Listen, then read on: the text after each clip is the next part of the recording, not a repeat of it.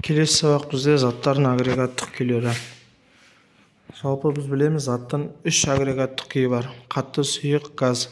Енді біз осы үш агрегаттық күйде арасы құрамындағы бөлшектері қалай орналасады, сол сұрақтарға жауап беретін боламыз. Жалпы әлемдегі барлық зат әртүрлі агрегаттық күйде немесе фазада болады. Заттардың көбі жер бетінде қатты, сұйық, газ күйінде кездеседі. Заттың төртінші күйіне плазманы да жатқызады. Затты қыздыру немесе салқындату немесе оның қысымын өзгерту нәтижесінде ол бір күйден екінші бір күйге ауысуы мүмкін. Оң жақтағы сызба нұсқада мына жерде қарасақ, судың агрегаттық күйлері көрсетілген. Бірінші, заттың қатты күйі. Қатты заттардың тұрақты көлемі, пішіні болады.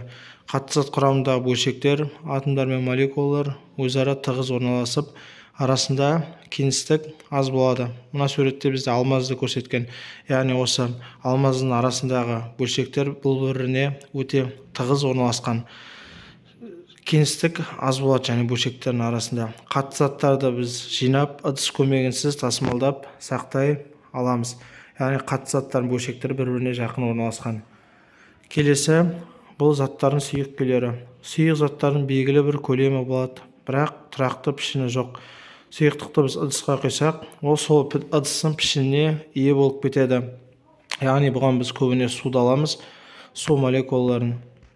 Қатты заттарға қарағанда молекулалары өзара алыс орналасқандықтан, сұйық заттарды құрайтын бөлшектер арасындағы байланыс әлсіз болады. Осы себепті сұйықтар бізде аққыш келеді. Яғни қатты заттарға қарағанда бұның арасындағы байланыс бөлшектердің әлсіз болып келеді.